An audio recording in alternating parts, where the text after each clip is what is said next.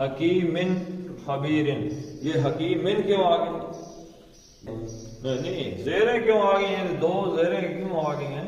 इस्म जेर कब कबूल करता है, मजरूर कब होता है?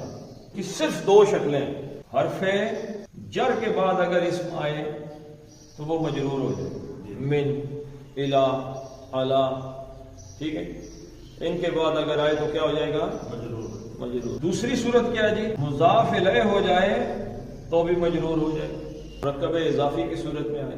देखो मुरक्कब इजाफी है, एक इस्म या मुजाफ के बाद मुजाफ इलैह होता है, या ज़र्फ के बाद भी मुजाफ है। मुजाफ हर्फ जर है, फौका तो हर्फ जर नहीं, फौका क्या है?